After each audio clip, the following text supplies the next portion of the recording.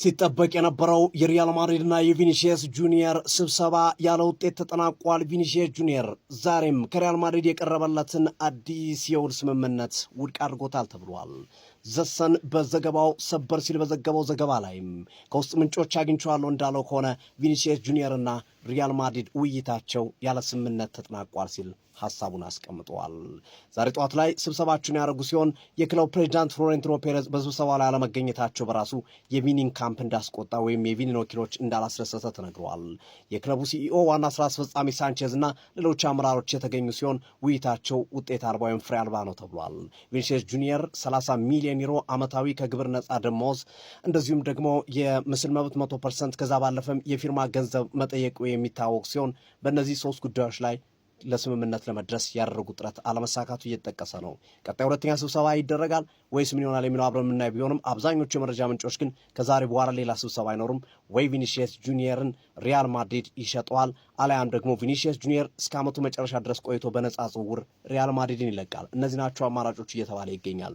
ሪያል ማድሪድ ለቪኒሺየስ ጁኒየር ዝውውር 150 ሚሊዮን ዩሮ የዋጋ ተመን ማስቀመጡ የመረጃ ምንጮች እየጠቀሱ ይገኛሉ። ከጥቂት ደቂቃዎች በፊት ደግሞ ያን ዲያሞንዴ ዝውውር በሪያል ማድሪድ በታሪክ ክብረ ወሰን በሆነ ዋጋ ከሪብ ሌፕዚግ ወደ ማድሪድ ለመቀላቀል ሁሉም ነገር ስለማለቁ እየተዘገበ ይገኛል። እስኪ ሀሳባችሁን ስጡ። ቪኒሺየስ ጁኒየር ወደ አርሰናል ዝውውር የሚሆን ይመስላችኋል? አሁን ያሉ ነገሮች፣ መረጃዎቹ፣ ሁኔታዎቹ የሚያሳዩት ያንን ነው። ሀሳብ ስጡበት። የፕላስ ምልክቱ በመጫን ፎሎ ያርጉ። ይህ ትርታስሊ ስፖርት ነው። መልካም ቀን። 75 ሚሊዮን ፓውንድ ታውት። ሌላውን ነገር ያው ብሩኖ እኮ ቢቆይም የማታ ማታ ወደ አርሰናል ሂዊጎ መባሉ የማይቀር ነገር እንደሆነ ገብቶናል።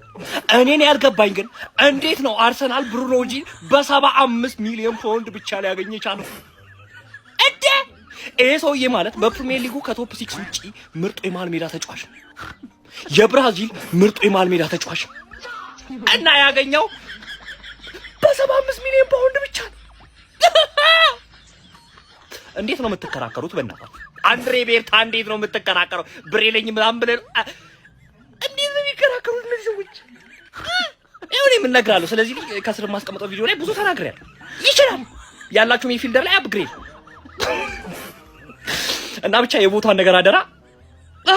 ሁለት ሰበር የተባሉ መረጃዎችን ላጋራችሁ። መድፈኞቹ አርሰናሎች ብሩኖ ጉማሬሽን ሲጠበቅ እንደነበረው ከኒውካስትል ዩናይትድ ማስፈረማቸውን በዚህ ሰዓት እንደሚያረጋግጡ ፋብሪዚዮ ሮማኖ ሂሪጎ በማለት መረጃ ማጋራት ችሏል። ስለዚህ ተጫዋቹ በሚቀጥሉት ቀናቶች ሜዲካል ምርመራውን አድርጎ የወረቀት ስራዎችን ጨርሶ አርሰናልን በይፋ ይቀላቀላል ተብሎ ይጠበቃል። ብሩኖ ጉማሬሽ ከአርሰናል ጋር የተረጋገጠ ጉዳይ ሆኗል ማለት ነው። ከዚህ በተጨማሪም ሌላ መረጃ አፕዴት ላድርጋችሁ። ሪያል ማድሪዶች ፍራንኮ ማስታንቱኖን ለፊዮረንቲና በውሰት 1 ዓመት በሚቆይ ውል እንግዲህ እንደለቀቁ በዚህ ሰዓት ፋብሪዚዮ ሮማኖ በተጨማሪ ሂዊጎ በማለት መዘገብ ችሏል። አሁን የቤላ ሰመር ካፕ 16ቱ ዙር ጨዋታዎችን እየተመለከትን እዚህ ጋር ተኪ ያለ ኮሜንታሪ አብሮኝ በጋራ ሆኗል። መቀጠያ ከቤላ ስፖርት የሚያደርጉትን በጣም ቆንጆ የ16ቱ ዙር ጥሎ ማለፍ ጨዋታ እየተመለከትን ነው የምንገኘው። እሺ ጋይስ፣ በሪያል ማድሪድ እና በቪኒሺየስ ጁኒየር መካከል ያለው ነገር እየከረረ መጥቷል። ኤል ላርጉዌሮ የተባለው የስፔን ተነባቢ ከሚባሉ አምዶች መካከል አንዱ ነው። ሪያል ማድሪዶች የቀረቡለትን ኮንትራት ጥያቄ ውድቅ አድርጎታል ብሎ ዘግቧል። እሺ ይህንን አምድ እንኳን አናምንም ብንል ሌላውን ተውትና ሪያል ማድሪድ ለቪኒሺየስ ጁኒየር ያቀረቡት የኮንትራት እድሳት ጥያቄ 22 ሚሊዮን ዩሮ ነው በአመት። ኦልሬዲ አሁን እኮ የሚያገኘው 20 ነው። ይሄ ደግሞ አልሸሹም ዞር አሉ ነው። ስለዚህ ተጫዋቹን የጥያቄ ለመቀበል ፈቃደኛ እንዳልሆነ ግን ማድሪድ ኤክስትራ፣ ሌላውን ተውት ማርካ ሳይቀር እንዲሁም ማድሪድ ዩኒቨርሳል በዝርዝር እየዘገቡት ይገኛሉ ማለት ነው። የማድሪዱ አለቃ ፍሎሬንቲኖ ፔሬዝ ተጫዋቹ በአመት በድምሩ 30 ሚሊዮን ዩሮ እንዲሁም በሳምንት አሁን ከሚያገኘው 400,000 ፓውንድ ከፍ ብሎ 482,000 ፓውንድ እንዲያድግለት ከታክስ ውጪ 321,000 ፓውንድ በጥሬው ወደ ካዝናው በሳምንት ለማስገባት ጥያቄ ያቀርቧል። ሌላው የምስል መብቱ ጋር በተያዘ 80% ገቢ ለማግኘት ነው ጥያቄ ያቀረበው። ደሞዙን ማሳደጉን እንኳን ቢስማማ ሪያል ማድሪድ የምስል መብትና የፊርማ ጥቅማ ጥቅም ብሎ ይሄ ሳይኒንግ ቦነስ ብሎ ያካተታቸው ነጥቦች ግን በጣም በትልቁ እንግዳ ሆኖባቸዋል። ትልቅ እንግዳ ሆኖባቸዋል። የምስል መብት ለምባፔ 80% ለምድር የተፈቀደው ለቪኒሺየስ ጁኒየር 50% የሆነበትስ ምክንያት ምንድነው? 80 ብሎ መጠየቁስ ክፋቱ ምንድነው? የሚል ጥያቄዎችም በስፋት ይነሳል። እዚህ መረጃ ላይ በስፋት ለመቃኘት ጥረት አድርጋለሁኝ። ቪዲዮ ትንሽ ሊረዝም ይችላል። ስለዚህ በደንብ ኮፒ ሊንክና ሼር እያደረጋችሁ የአርሰናል ደጋፊዎች ይሄ በጣም እናንተን ይጠቅማል፣ ግን የእግር ኳስ ቤተሰቡን በአጠቃላይ እንዲደርሳቸው የሚገባ መረጃ ይመስለኛል። መመኘት መብት ነው። ኮንትራት እስካላደሰ ድረስ ግን ይሄ ዝውውር እንዴት ነው ተዳፍኖ በቃ ተደምድሟል፣ በቃ አይወጣም፣ ልምምድ እኮ ጀመረ የሚል አስቂኝ ሎጂክ ይዛችሁ የምትመጡ የእግር ኳስ ቤቶች ባካችሁ ብትችሉ አይኪው ሌቭላችሁን ከፍ ለማድረግ ነው። ለእግር ኳስ የምትረዱበት መንገድ ከፍ አድርጉ። ፕሮፌሽናል ተጫዋቾች በተባለባቸው ቀንና ሰዓት መገኘት አለባቸው። ብሩኖ ጊሜሬሽ ወደ አርሰናል ለማቅናት ብሎ እኮ የቡድኑን የቀድሞ ዝግጅት የተቀላቀለ ተጫዋች ነው። ለምን ግዴታው ነው። በቃ ፕሮፌሽናል ውል የፈረመ ተጫዋች ነው እንጂ አይወጣም ማለት አይደለም። ውል እስካላደሰ ድረስ ምንም የተዘጋ ፋይል እንደሌለ መናገር ያስፈልጋል። ሌላውን ተውትና የቪኒሲየስ ጁኒየር ወኪል የሆነውና በሮክ ኔሽን ስፖርትስ የሚሰራው ፌዴሪኮ ፔና አሁንም ደንበኛው በሪያል ማድሪድ ውሉን ለማደስ እንደሚፈልግ ተናግሮ ነበር። ግን የሮክ ኔሽን ስፖርትስ ፕሬዚዳንት የሆነው ማይክል ዮርማርክ ደግሞ ወደ ለንደን እያቀና እንደሚገኝ የሚያሳይ ፎቶ በማህበራዊ ትስስር ገጹ ላይ አጋርቷል። ይሄ ደግሞ ራሱን የቻለ ትልቅ መነጋገሪያ ርዕስ የከፈተ ጉዳይ ነው። የሊጉ ሻምፒዮን የሆኑት አርሰናሎች ተጫዋቹን ለማስፈረም ኤክስፕሎራቶሪ ኢንኳይሪ ያደርገዋል ብሎ የዘገበው ዴቪድ ኦርነስቲን ነው። ይህን ጉዳይ በጣም በስፋት የእግር ኳስ ቤተሰቡ እየተቀባበለው እንደሚገኝ ታውቃላችሁ። ዘንድሮ 36 ጨዋታን ያደረገው 22 ጎሎችና 14 አሲስት አሉት። በአጠቃላይ በላሊጋው 86% የተሳካ ኳስ የማቀበል ስኬት አስመዝግበው ነው የውድድር ዘመኑን ያጠናቀው። ተጫዋቹ ግን ሁለት የአውሮፓ ቻምፒየንስ ሊግ ፍጻሜ ጨዋታዎች ላይ ሁለቱም ላይ ጎል አስቆጥሯል። ፋይናል ላይ ዴሊቨሪ ያደርጋል። ቢግ ጌም ፕሌየር ነው ቪኒሲየስ ጁኒየር። በሰዓት ላይ አርጌብሊ ክቫርሽኬ ላይ ያላችሁ አትቀልዱ፣ ሙዳት ተያዙ። ከሱ የተሻለ ተጫዋች አለ ብሎ ለመናገር አያስደፍርም። ግን ትልቁ ጨዋታ ትልቁ ቁም ነገር ከኤምባፔ ጋር ትከሻ መለካካቱ ብቻም አይደለም። ይህ ተጫዋች 16 ስፖንሰሮች አሉት በግሉ ናይክን ጨምሮ ፕራዳ፣ ሌሎችም አሉ ፕሌይስቴሽን። 16 ስፖንሰሮች በአመት ከ20 እስከ 25 ሚሊዮን ፓውንድ ያገኝባቸዋል እነዚህን ኮንትራቶች ማለት ነው። ሪያል ማድሪድ ደግሞ ቁጭ ብለው ከዚህ ከሚያገኘው 20 እስከ 25 ሚሊዮን 50% ይወስዱበታል። ኢሜጅ ራይት ምንለው ያንን ነው። ኪሊያን ምባፔ ደግሞ እሱም በጣም ብዙ ይሄ የሰዓት ሁለትን ጨምሮ ማለት ነው ሌሎችም ስፖንሰሮች አሉት። ፕሌይስቴሽን እንኳን ሞር ከቪኒሲየስ ጁኒየር ስፖርትስ ግን ስፖንሰሩ ናቸው። ከኪሊያን ምባፔ ጋር በጋራ ይሰራሉ። ምንላችሁ ፈልጌ ነው አመታዊ ከሚያገኛቸው የኢሜጅ ራይት ገቢዎቹ 80% ለኪሊያን ምባፔ ይሄዳል። 20% ብቻ ነው ሪያል ማድሪድ ጋር የሚሄደው። ግን ወደ ቪኒ ሲመጣ የኔም ከፍ ይበልልኝ 80% እኔም እኮ 16 ስፖንሰሮች አሉ የሚል ጥያቄ ሲያቀርብ ግን ተቀባይነት ማግኘት አልቻለም። ስለዚህ ይህንን አብላጫ ተጠቃሚነት ለተጫዋቹ ለመስጠት ፈቃደኛ ለመሆናቸውን ተከትሎ ተጫዋቹም በቃ እንደዚህ አይነት ቢያንስ በራሴ ማገኛቸውን ገንዘቦች እንኳን ከፍተኛ ገንዘብ ማገኝበት መንገድ ማይዘረጋልኝ ከሆነ ሳምንታዊ ክፍያም እንደ ኪሊያን ምባፔ ማይሆን ከሆነ በቃ መቀበል ፈቃደኛ አይደሉም የሚል ሐሳቦች አሉት። ይሄ ደግሞ ትልቁ ማንሳት የምንችለው ጉዳይ ነው። ሎያሊቲና ሳይኒንግ ቦነስ ጋር በተያያዘ ነው ሌላው አንዱ ያጣላቸው ወይም ደግሞ ያልተግባቡበት ጉዳይ ሆኗል። ይሄ ምስል መብት ብቻም አይደለም። ኤል አርጉዌሮ የተባለው የስፔን አምድ ይህንን ነገሮች ከግምት ውስጥ ከቶ ማለት ነው በቃ ተጫዋቹ ሪጀክት አድርጓል ነው ያለው። ተጫዋቹ ውልድ ሰዓቱን በሙሉ ለሙሉ መቀበል ፈቃደኛ አይደለም የሚሉ ሐሳቦችን ነው በዝርዝር ይዞ የወጣው ማለት ነው። አንዳንድ መረጃ ምንጮች ደግሞ ጭራሽ ሪያል ማድሪድ ለተጫዋቹ ጥሪ መጥራት ጀምሯል እያሉ ነው። ቢያንስ እስከ 150 ሚሊዮን ዩሮ የማይፈርም ከሆነ መልቀቁ የማይቀር ከሆነ 150 ሚሊዮን ዩሮ መነሻ ዝውውር እንዲሆን እንደሚፈልጉ እየተገለጸ ይገኛል። ቪኒ ጁኒየር በማድሪድ ቀጣይ ታፈንታው ግን አሁንም በጣም በቀጭን ገመድ ላይ እንደሚገኝ መናገር እንችላለን። ብሩኖ ጊሜሬሽ ጭራሽ አርሰናል የሚቀላቀል ከሆነ እንዲሁም ደግሞ ለዲዮማንዴ ሪያል ማድሪዶች ኦፊሻሊ ድርድር እንደጀመሩ የሚጠቁሙ መረጃዎች ወጥተዋል። ከፈረሱ ጋሪ ነው ፋብሪዚዮ ሮማኖ ሂርዊጎ ያለው ዝውውር እስካሁን ሳምንት ሆኖታል፣ ግን ምንም ያደገ ነገር የለም። የሌፕዚግ ቴክኒካል ዳይሬክተርም በዝርዝር ይህን ነገር ዘግቧል። ምንም እኛ እየተነጋገርን ያለ ነው ብሏል። ማርሴል ሻፈር ማለት ነው። ስለዚህ ፋብሪዚዮ ከፍሎሪያን ፕሌተንበርግ ጋር የገባበት መሰጥ አገባ የምታውቁት ጉዳይ ነው ከዚህ ዝውውር ዑደት ጋር በተያያዘ ማለት ነው። ለማንኛውም የዲዮማንዴ ዝውውር ዳይሬክትሊ ሆነ ኢንዳይሬክትሊ የቪኒሲየስን ጁኒየር ጉዳይ ኢምፓክት ያደርጋል። ብሩኖ ጊሜሬሽ ዝውውርም ዳይሬክትሊ ሆነ ኢንዳይሬክትሊ የቪኒሲየስ ጁኒየርን ዝውውር ኢምፓክት ያደርጋል። ይሄ ሳይታለም የተፈታ ጉዳይ ስለመሆኑ መናገር ትችላላችሁ።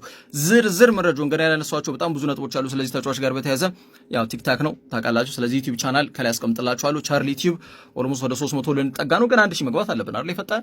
ስለዚህ ሰብስክራይብ ማድረግ እንዳረሱ ኮፒ ሊንክ ሼር እያደረጋችሁ የእግር ኳስ ቤተሰቦች በአጠቃላይ ወገንታትና ህዝበታት በስተመጨረሻም ብሩኖ ጊማሬሽ ሻምፒዮን ወደሆነ አርሰናል ገብቶልናል። ኮንግራ ጀምአው አስፈሪው ጭራቁ ተጫዋች ይወላችሁ ኦሪጂናሉ ብሩኖ ማለት ነው እኛ ጋር መጥቷል። ጀምአው ኮንግራ እንኳን ደስ አላችሁ። ጀምአው አስፈሪው ደፋሩ ጭራቁ የፕሪሚየር ሊግ ተጫዋች አመለሸጋው ጸባይ ሰናዩ ተጫዋች ወደ አርሰናል መጥቷል።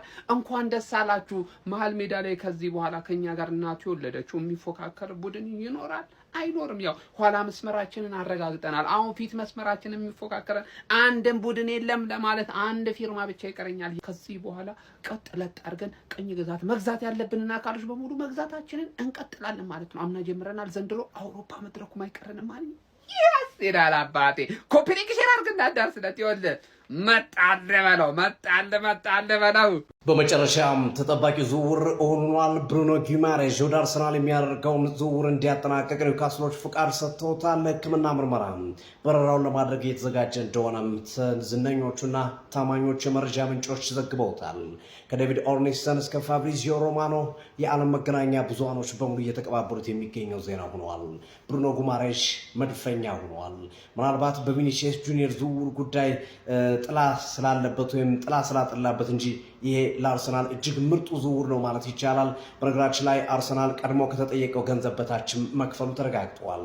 ኒውካስሎች ከ80 እስከ 85 ሚሊዮን ፓውንድ ለተጫዋች ዝውውር ሲፈልጉ የቆዩ ቢሆንም አርሰናል ግን በ75 ሚሊዮን ፓውንድ ዝውውሩን ገሎታል፣ ጨርሶታል። በነገራችን ላይ ከዝውውሩ ጋር በተያያዘ ሰኞ ዕለት ብሩኖ ጊማሬሽ የሕክምና ምርመራ ለማድረግ ቀነ ቀጠሮ ተይዞለት ነበረ። ይሁንና ኒውካስሎችና አርሰናሎች ከቦነስ ክፍያ ጋር በተያያዘ አልተስማሙ ነበረ። የመጨረሻ ውሳኔ ያደረጉት ቦነሱ ይቅር፣ ሙሉ በሙሉ ገንዘቡን ክፈሉና አሉ። አርሰናልም እንደዛ ከሆነ ደግሞ ገንዘብ ቀንሱልን አሏቸው። ግማሽ መንገድ ከመጡ በኋላ አርሰናል 75 ሚሊዮን ፓውንድ በቀጥታ ለ28 ዓመቱ ብራዚላዊ የአማካይ መስመር ተጫዋች ዝውውር ለኒውካስል የሚከፍል ይሆናል። ብሩኖ ጊማሬሽ በሚቀጥሉት 48 ሰዓታት ውስጥ በአርሰናል ማሊያ እንደሚተዋወቅ ይጠበቃል። የተጫዋቹ ኮንትራት ጉዳይም ቀድሞ የተጠናቀቀ ጉዳይ እንደሆነ ይታወቃል። የግል ጉዳዮች እስከ 2031 ድረስ የሚያቆየው ኮንትራት በአርሰናል የሚፈርም ይሆናል።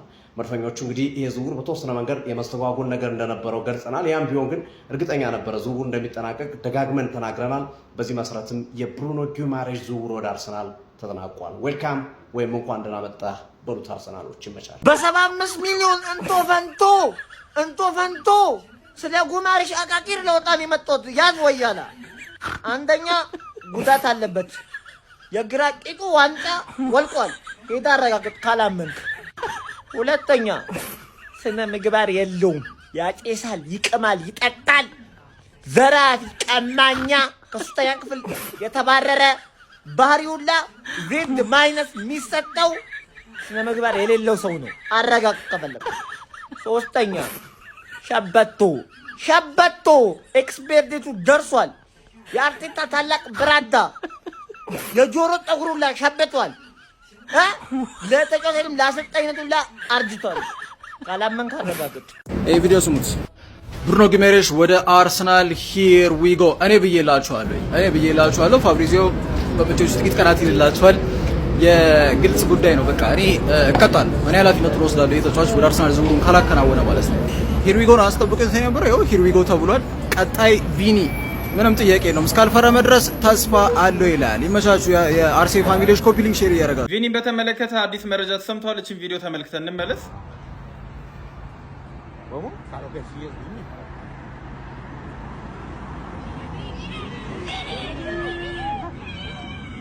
የተመለከታችሁት መልኩ ቪኒ ከወኪሉ ጋር በመሆን ስለ ወደፊት ቆይታው ለመነጋገር የሪያል ማድሪድ የልምምድ ማዕከል ደርሶ ማድሪድ ቅርበት ያለው የዜና ምንጭ ሮማን አልቫሬዝን ባጋራን መረጃ መሰረት ንግግሮች ኦፊሻሊ በዚህ ሰዓት ተጀምረዋል። ፍሎሬንቲኖ ፔሬዝን ጨምሮ የሪያል ማድሪድ ሲኢኦ አንጌል ሳንቼዝን በምትመለከቱት መልኩ በቦታው ተገኝተዋል። በዛሬው ዕለትም በተጫዋቹና በሪያል ማድሪድ መካከል ስለ ወደፊት ቆይታው ውሳኔ ላይ ይደረሳል ተብሎ ይጠበቃል። እነዚህንም ውሳኔዎች ወደ በኋላ የምንሰማ ይሆናል። እኔም መረጃዎችን ወደ እናንተ ጋር ይዤላችሁ መጣ ይሆናል። እኔ ሚኬል አርቴታና አንድሬ ቤርታ ማለት ምን አይነት ብልግና እንደሚሰሩ አላውቅም። ሙሉ የፕሪሚየር ሊግ ቡድን በተዘናጋበት በተኛበት በፈዘዘበት ሁኔታ እንደዚህ ያለ ቁማር መጫወት አይነፋም። በጣም ዙሩን አከረሩት። ሁላችሁም ሰምታችኋል። ፋብሪዚዮ ሮማኖ ከሰዓታት በፊት ብሩኖ ጊማሬሽ ቶ አርሰናል ሂር ዊ ጎ ብሏል። ወንድሜ ቀጣይ ዓመት ፕሪሚየር ሊጉን ዙሩን ሊያከሩት ነው። ሁሉም ቡድን ማለት ይቻላል ወላ ማንቸስተር ዩናይትድ፣ ቶተንሃም፣ ቼልሲ፣ ማንቸስተር ሲቲ፣ ሊቨርፑል ሁሉም በአዲስ አሰልጣኝ ነው ሲዝኑን የሚጀምረው። ዩናይትድ እና ቶተንሃም ነው ትንሽ 3 ወር ነው 6 ወር ያሰለጠነ አሰልጣኝ ያላቸው። ሁሉም እንደ አዲስ ነው እየተመሰረተ ያለው። አርሰናል ግን ጭራሽ የተገነባ ቡድን ያለው፣ በዛ ላይ ደግሞ ከራይስ አጠገብ ብሩኖ ጊማሬሽን አስቀምጧል። ቀጣይ ሲዝን ፕሪሚየር ሊጉ ሊከብድ ነው በአርሰናል ሁኔታ ማለት ነው። አስበው ቀጣይ ሲዝን ላይ አርሰናል ላይ ፊት የሆኑ አማካኞቻቸውን ዙቢሜንዲ፣ ራይስ፣ ሜሪኖ፣ ብሩኖ ጊማሬሽ፣ ማርቲን ኦዴጋርድና ኤብሬቼ ኤዜ እጅግ በጣም ከባድ ነው። እኛ መቋጠራችንን አናቆምም። አርሰናል ደግሞ ዋንጫ ሊበላ አይችልም፣ እናውቃለን፣ እንቋጥራለን። ነገር ግን ማለት ነው ይሄ ሁሉ ስራ ይሄ ሁሉ ክፋት አንድሬ ቤርታና ሚኬል አርቴታ ከናንተ አይጠበቅም። እውነቱን ለማውራት ከሆነ ግን እኔ ማለት ነው አርሰናል በቃ የማይመቸኝ ክለብ ነው በእርግጥ። ነገር ግን አንድ ተጫዋች ምረጥ ካልከኝ የምመርጠው ተጫዋች ማርቲን ኦዴጋርድን ነው። ቀጣይ ሲዝንም ምክንያት ኑሮኝ አርሰናልን ካየው የማይበት አንድ ምክንያት ማርቲን ኦዴጋርድ ነው። አባቴ ከኋላ ራይስና ብሩኖ ጉማሬሽ እያሉ እሱ ከፊት ምን መስራት እንደሚችል ያሳያል። ግን ማለት ነው መጣህ ከብሩኖ ፈርናንዴዝ ጋር ላፎካክረው ምናምን የምትል ከሆነ ማለት ነው እዛው ብሩኖ ጋር አይደርስም። ነገር ግን ልጁ ብቃት አለው። በዚህ ተማምነን እኔም ማርቲን ኦዴጋርድን እየወደድኩ ያየው እንቀጥል። በዚህ የምንስማማ ከሆነ እንቀጥላለን። ካልሆነ ግን እዛው አፈን ትዘጋለህ። እኔ ግን ማርቲን ኦዴጋርድን ማየት እቀጥላለሁ። ነገር ግን ቀጣይ ሲዝን ዋንጫው የኛ ነው ብለህ እንዳታወራርስ እና ደግሞ ብሩኖ ፈርናንዴዝን ኦዴጋርድ ይበልጣል ብለህ እንዳታወራ። ቀጣይ ሲዝን ለሚያሳልፈው ሲዝን ማለት ነው ማርቲን ኦዴጋርድ ኮፒ ሊንክ ሪፖስት ሼር ይደረግ። 20,000 ፎሎወር ልንገባ ነው። ሲዝኑ ሳይጀመር 20,000 ፎሎወር እንግባ። እወዳችኋለሁ።